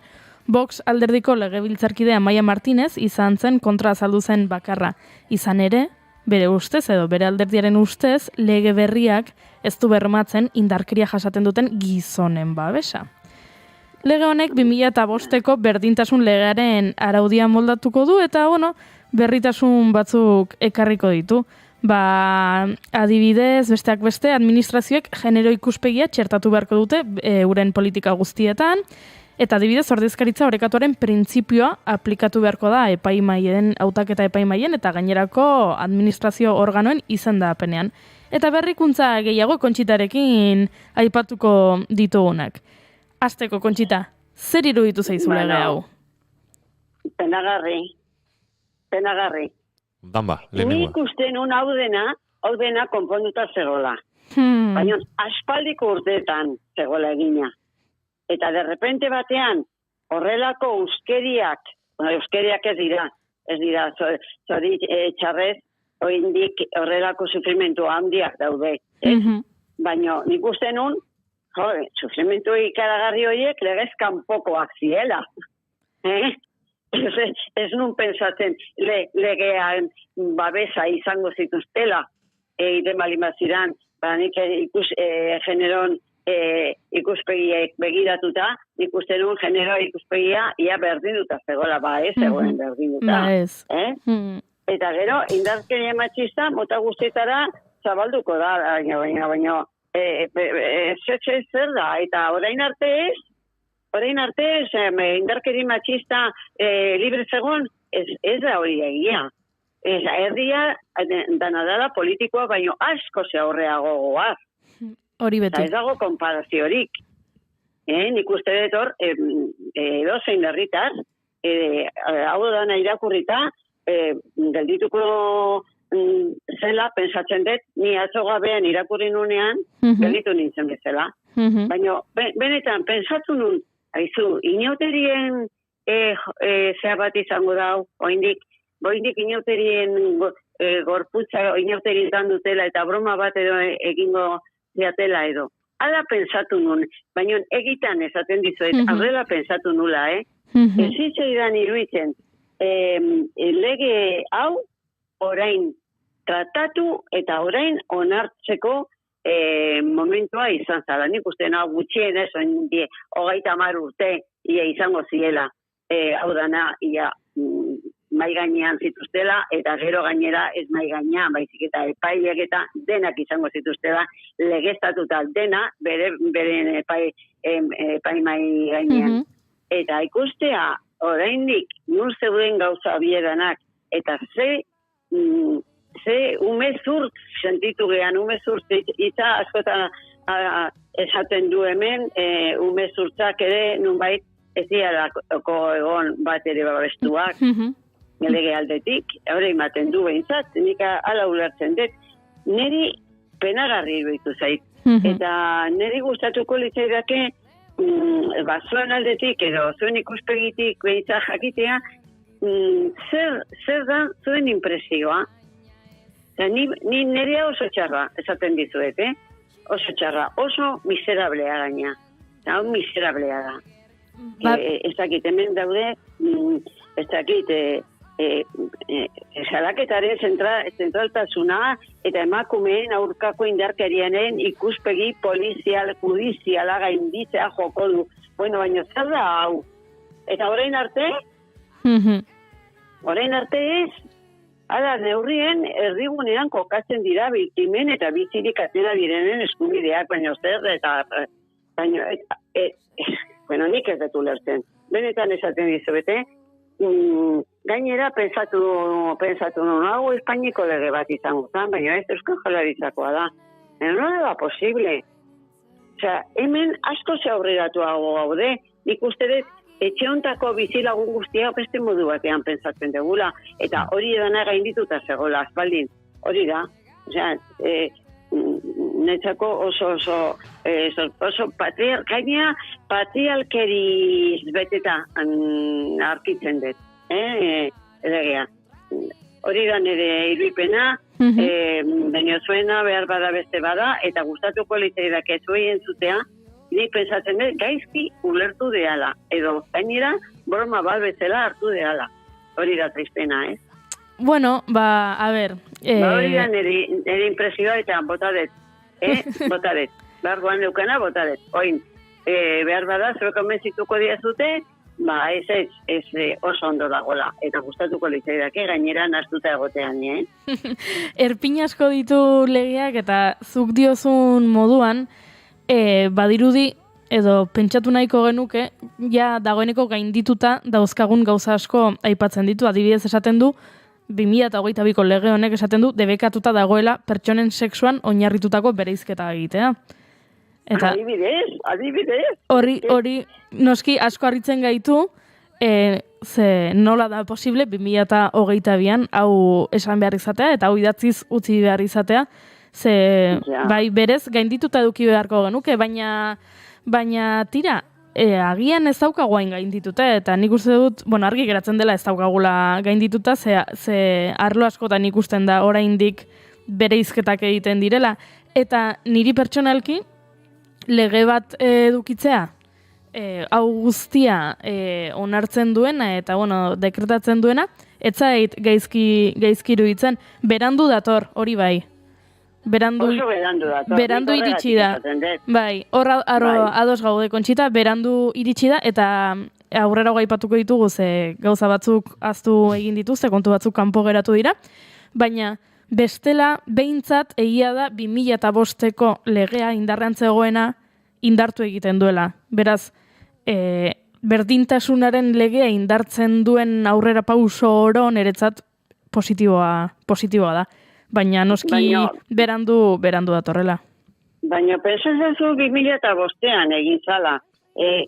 Ja ezin dugu pensatu eta esan, eske frankismotik gatoz, eta frankismo hori ja pasa zan. 2005an ia 30 urte ziren ia franko izala, eta gauzak beste politiko batzuk pasaziela. Danetatik gainera garai hortan ia PPkoek ziren, baita sozialistak ere egon ziren. Orduan, gauza batzuk aurreratzeko eta honeaino horiek, eta nik uste dut ere faltan egongo dira beste gauza batzuk ere. Baina nik ez dut erreparatu bakarrik falta diran gauzetan. Baina erreparatu ditut, ze gauzak esaten ari diran. Ez? Ez dakit, alde batean irakurri dut, torturak edo ez dakit jaso dituzten guztiak erreparazioa behar dela, eta olako gauzak, estilortakoak, eta nik iruditzen zait oso atxeratuta gabetzala, oso. Eta herritarrok asko ze aurreratuagoak, gehala gure pensamentuetan. Hori danik... Eta, Esan, barketu. Eta gero, parlamentuetan gauzak ze poliki dijo zen, ez? Bai, kongreso guztietan, parlamentu guztietan, mundu guztian, ez hemen bakarrik. Baina ze gauzan motelak dira. Nik uste dut hor, benetan, aldaketa sakon bat eskatzen diot, ez dakik gure gizarteari, beste politika, beste erabatean egiten. Ez iruditzen, hau bat ere funtsezkoa dela, eta ikusten ari gera munduan zehar, nola daren gauzak, ez? Ez da oso urtira jun behar, eta oso aspaldira jun behar, baizik eta gaur egun momentu enten ze gertatzen ari dan, eta badirudi, danen arduratuna persona bat bakarri dala. Bere izena dago idabil leku guztietan. Gauza bat gizon batek bakarrik ezin ditzake horrelako desastreak egin, pensatzen dut. Hor egongo dala talde handi bat. Esaten dituzte, izen batzuk, baina aipatu, horrela, ez dakit pizka bat ere, ez dakit, estaltzeko Putinen izena, baina... oso ezki. Nik hemen Eusko Jaurlaritzan hartu diran erabaki horiek, oso erabaki pobreak iruditzen zaizkit, baina noski ikusita zer zegoen orain arte, baina nik pensatzen nuen hau dana, ez da lehenengo aldiz horretaz egiten degula gainea, ez? Gure eskubideak nun egongo diran, eta zer egin behar dan, eta aspaldiko urteetan hitz egiten ari gara horri buruz, eta emakumeo batez ere gure lekua jungea aurkitzen, gure bizitzan, kostata, baina jungea aurkitzen. Eta orain ateratzea horrelako lege bat, benetan, Kontxita. Benetan, oso gaizki sentitu nahiz. Hemen akaso kezkagarriena edo bada, ez? 2005 geroztik lehenengo 17 urtetan hartzen duela ezagita agenda politikoan lehentasuna lege honek, behartzuenean agenda politikoan ikaragarrizko lehentasuna izan, eta batez ere 17 urtetan, eta 10 urtetan ere, gizarte bezala berdintasun gaien inguruan zenbat aldatu garen, eta legea iristen dela 17 urte beranduago, Eta balitz lege, aldakor eta errevisionatuko den baten lehen oinarria, uste dut hori Goiuri dion bezala ez ontzat eman lezakela, edo ontzat eman genezakeela, baina susmoa edo beldurra daukat Goiuri Kontxita, lege hau beste urte askotarako geratuko dela, eta bapatean eztabaida guztia berriro desagertuko dela lehentasun politikotik, eta horrela izan da legeak aso bai da justukoa, bai da mugatua, eta bai da ez dakit, gaur egun berdintasun pentsakeraren ez dut abanguardia esango dute gaur egun estandarizatutik urrun xamar dagoena, ez? Akaso hortik gabezia edo. Eta hortik adibidez Euskal Herria Bilduren abstentzioa, Oiana Etxebarrietak bere hitzetan prekarizatutako zaintzen sektorea eraldatzeko urrats ausartagoak behar zituen legeak, eta horregatik abstenitu gara. Aipatu dute, alderdiak aipatu du, lege ausartago eta batearazlegoa behar dugula, datozen 15 urteetan behar ditugun erabildeak norabidetuko dituenak, eta hori lege honek ez duela egiten, eta horregatik abstenitu dira. Biktimen arteko adibidez, onartu da zerbait, ezta? Biktimen arretarako sistema indarkeria matxista mota guztietara zabalduko da. Zer da hau? Modu horretan, bikotekideen gandik, bikotekide horien gandik, edo eta familie kanpoko norbaiten gandik jasondako erasoen biktimei, ez ezik, sexu esplotazioaren biktimei ere arreta eskainiko zaie, baino zer da hau? Eta orain, arte zer? Hor dago gakoetako bat, adibidez, orain arte sexu esplotazioaren biktimak ez zituztela biktimen arretarako sisteman sartzen.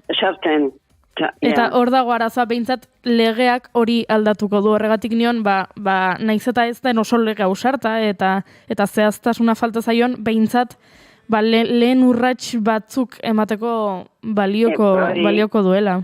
Ematen du lehen urratsak dirala. Eta lehen urratsak nik uste dut aspaldi pasa genitula. Hori da, nire iritsi, eta lehen urratsak dirala ematen du. Osea, biktimen erreparazio eskubidea aitortuko da. Bueno, adibidez hori beraz. Biktimen erreparazio eskubidea aitortuko da, baina nola ez da aitortuko? Bai, baina agian kontxitazuk eta guk oso argi daukagu hori eta sortegunak gara, ze gure inguruan ere hori pentsatzen dute, gehiengoak esango nuke, baina oraindik badago jendea, hori ez duna pentsatzen eta lege bat beharrezkoa da, pertsona horiei aurre egiteko. Bai, noski, baina nik uste nun, lege hori aspaldi zegoela onartua. Gauza bietaz, asko hitz egin dugu. Nik uste dut, eta gero feminismoak indartzen juntan einean, eta asko indartu da, azkenengo 20 urte hauetan asko indartu da, eta gauza asko esan dituzte, eta gauza eder asko entzun diezkiegu. Nik uste nun, hori edanak lege baten barruan zegoela, dena, osea, dena. Ni hitzez esango nuke nire iritziz, dena legeztatuta egongo zela, ez nun zalantzan jartzen. Eta hori ikusita gauza berri bat bezala, beste gauza batzuk aurreak xego estilokoak nahi badin baditugu, ez dakit, 3 belaunaldi, edo zenba pasatu beharko dituzten, ez? Haiek ere lortzeko, ez dakit. Baina ni bintzak gelditu naiz oso jota, gaizki gorpuz txarra utzi zidan. Ala ere oso ondo egin delo, Baina, bueno, hori, en fin, ateratzeko esne txarrontatik, broma bat ezela zen da, baina bai, ala da.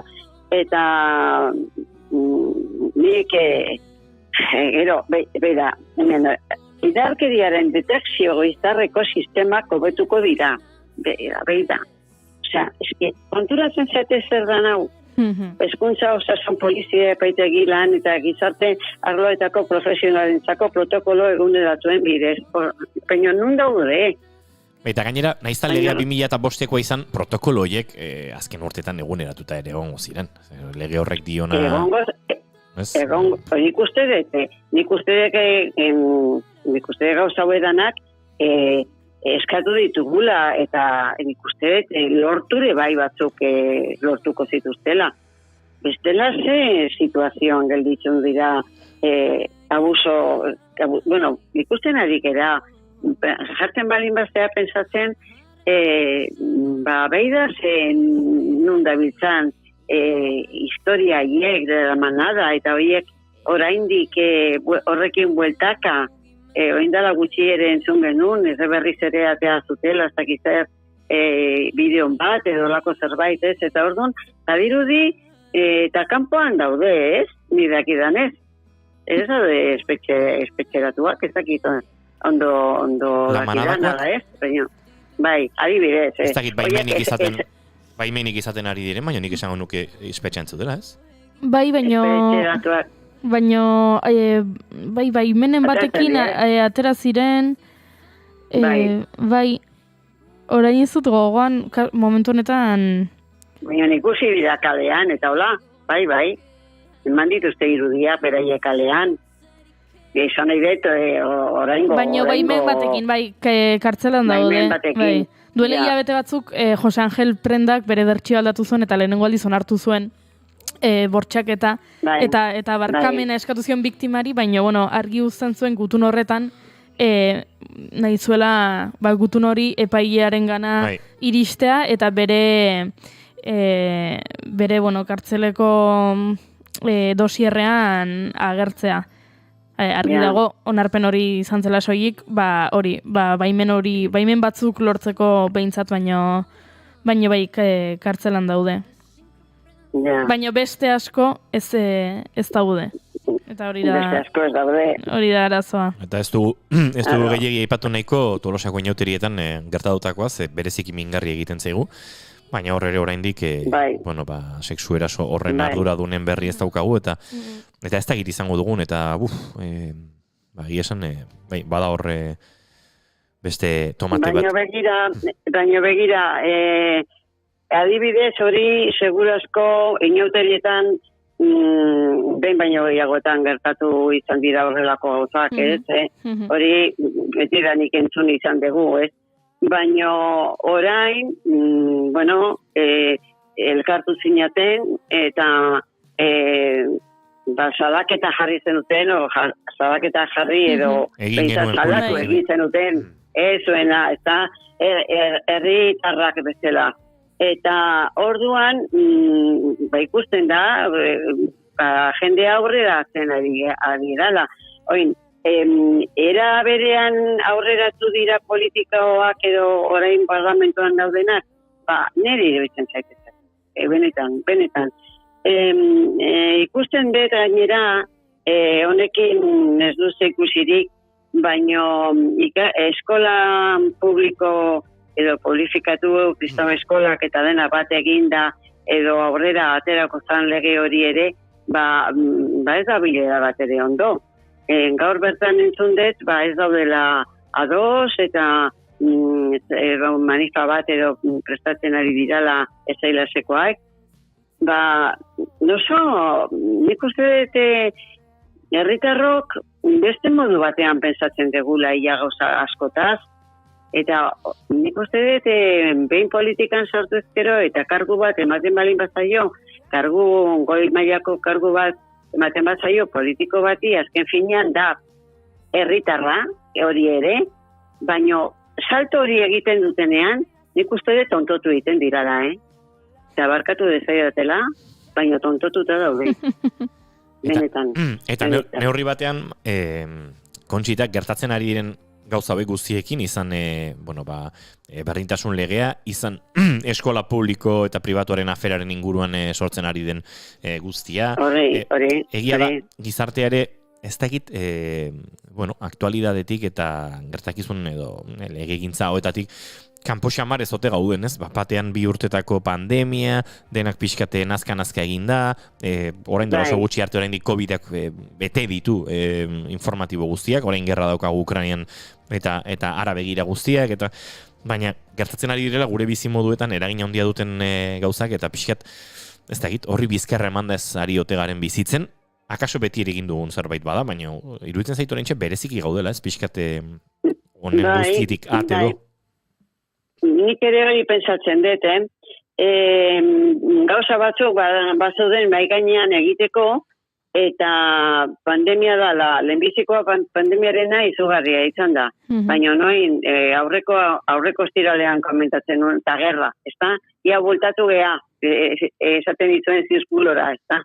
Eta ze eragina izaten ari da nilagugan, ez personalki, baina bai enpresetan eta astebeten bakarrik, hori, astebeten atzo komentatzen zuten, oinatiko enpresa batean, ja ezin dutela aurrera jarraitu, Mercedesek ere ezin dula aurrera jarraitu, utzi ditula zakitzen bat Errusiara bialdu gabe, 800 piko furgoneta edo zituztela bialtzeko Errusiara, eta bertan bera gelditu dela pedidori. Eta zubak izo ez eragina dauken hori gauza hiedanak guregan, zuzenean ez ditugu izango hori, baino gero bere azten da zabaltzen, eta azten da zabaltzen badiru falta, azten da zabaltzen lan falta, nik ematen dituztenean datu horiek esan ez dakizen, 19. urtean, baino ez dakizen jende gehiago arita lanean. Beida, zer esango dizuet, ez dut ezertxo dezinizten. Osea, de repente batean lan guztiak horrela erdi geldituta zeren, eta orain danak, lehen baino asko gehiago, langile gehiago dare. Banetzako, datu horiek ez ditu zinisten. Eta zinez, ez naiz bat ere zinizkorra, gero eta gutxiago. Hori hori dela ondorietako bat, ez? Azkeneko bi urteetako ondorietako bat badela, nik uste dut orokorrean utzi dugula eta bagabiltzala gauzak ez da gutxiago sinesten ditugu, ez gera inbeste fidatzen, eta arrazoiak ditugu, ez fidatzeko, baina hori uste dut badela ondorietako bat. Bai, nik ere bai, nik uste dut hori dala ondorio bat. Eta orain gerrakin, gerra hontan, esaten balin bade dikute, aurreko egunean komentatzen genuna, ez dula erraginik izango gugan, ez da egia. Ez dakigun oraino iritsiko den historia hau, baino oso itxusia dauke, baino... Eta eragina zer da, ez? Zer dagoeneko hasi dira Ukrainarrak iristen ego Euskal Herrira, iritsi dira batzuk. Hori, eragina da? 4.000 Ukrainiarra, batzauden lehen. Babin bere familikoak zer egingo dute, honea etorri? Noski. Eta Txernobilko istripuaren edo gaitzaren ondorioz ere Euskal Herriarekin harreman asko sendotu dira, Ukrainiar Txernobil inguruko herrietatik nola hitz egiten duten euskeraz, ze ondo hitz egiten duten. Adibidez, nik Idiazabalen pasatzen ditut udara, denbora luzean, eta, orain ila hori motelduta zegoen, baino lehenengo urteetan etortzen zan, baino ume pila bat, eta oso ondo antolatuta egoten zan, goierrira etortzen zian guztiak, gero astean behin egiten zuten elkartasun egun bat, eta danak elkarrekin, eta bestela, bakoitza herriko jendeakin, bai piztinan, bai beste kiroletan jokatzen, jolasean, batzuk oso txikia ziren, eta jolasak egiten, baina batez ere piztinan pasatzen zuten denbora gehiena. Eta nik ikusten ditu nahiek, ezakitela erderaz oraindik ezen, eta nola hitz egiten zuten, azten ziren euskeraz hitz egiten. Eta gainera, hitz egiten azten diranean, bai gaztelaniaz eta bai da euskeraz, ez aile bat ere igartzen inungo azentorik, ze garbi hitz egiten duten, ezta? Euskeraz ez dute inungo horrela tonu berezidik, egiten dute, batzuk goierrikoa bezala. Eta gero esango du epaileak euskera zaiegia dela, eta bostin zkuntza zaienen artean dagoela. Bota jozuzuk hori kontxitari, ikusiko zunola zehatuko zaigun berriro. Izue, agurta horretik hausnarketa bat egingo dugu, akaso, legebiltzarrean aurrera ateratako edo aprobatutako lege honek, ez ditu gure gogoak asetzen. Baina ez gaude aurka, hori argi... Ez, gehiago landu beharko den zerbait da. Akaso gure politikarien ausardiaz ere ez gaude arroegi. Baina jakiteak Ukrainiako lurraldearen hainbat zonetan edota zapalkuntza mundial hau jasotzen duten beste hainbat lurraldeetan, izan Saharako kanpalekuetan, izan Palestinan edo izan beste hainbat tokitan Euskaldunon laguntza eta elkartasun hori beti jaso dutela eta sentitzen dutela, ez badagoela herri txiki bat horre Europan, euren pendiente badagoena. Eta ez da gaurtik hasita gaina, aspaldiko kontua da. Uste dut horrek poza eta arrotasuna ere eman behar digula, eta izan Latinoamerikan, izan ez dakit, basoetan, Amazonian edo beste inbaldekutan, Euskalduna zarela esan eta ez dakit, laguntza hitzarekin ere itzultzen dutela gure herriaren jarduna, eta horrek ere txobinismorik gabe, baina arrotasun puntu bat eman behar digu. Nik uste behintzat alderdi otatik postu egin beharko genukela, hori esan ez, konsideratzen gaituzte behintzat laguntzeko prest gaudera beti. Eta beste leku batzutan guri laguntza eman diguten bezala, beste momentu batzutan, guk ere jaso dugu laguntza, eta orain guri tokatzen zaigu laguntza ematea. Baina konkretuki, oiei, Ukrainiko jendeari, eta Txernobilko neskamutilei, hori izugarria izan zen, eta horri esker, atea ziren asko aurrera. Batzuk oso gaixo etorri ziren, ezagutu nituen oso gaixo. Batzuk itxua jartzen bihurtzen eta dana, eta bere alazera ematen zituzten, mengo gurasoak edo izan zieten bezala, mediku batea, beste medikuren gana, beste ez dakiz goiti bere ikusita, eta orduan pasatzen zuten urtea beste modu batean, ez da. Hola, izan dedila urte, ez dakit, udaberri on bat, eta ia gure buruk ia arditzen ote dien pixka bat, danonak, danonak. Baina, badegu beharra. Nogenen kantu honekin, oksigenoarekin, behar dugun oksigeno horrekin, agurtuko dugu gaurko saioa. Kontxita Beitia, plazer bat, beti bezala zurekin ikastea, zurekin bestabaidatzea eta gai ugari jorratu eta lantzea. Ia urrengoan tokatzen zaigun alaixegoa. Bilatuko dugu, egingo dugu saiakera. Bai. Egingo dugu saioa, bai. Saiakerak egingo ditugu. Muixo handi bat, eta azte burona pasa, Kontxita. Bai, gauza berazuei. Azte hona pasa. Agur. Eta gure bagoaz, asteari itxiera ematen, Goiuri, datorren astelenean hemen izango zarete. Amaia Resende, Ara, berriro kale. Julen Goikoetxea eta Zuzeu. Beraz, entzule, arratsaldeko 4etan, astelenean hementsi izango gara bueltan, ni ondo bidean asteartean ere hementsi izango naiz, baina, tira, ederki ongo zarete Goiuri, Amaia eta Julenekin. Aizu, zuri asteartera arte Goiuri. Eta entzulei, astelehen arte zurekin egongo direla. Ondo loin. Jalotara? Nekatuta nago. Ai, amaia, otiriak eta... horixe, plazer bat izan da, astelenera arte ondo izan. Aio.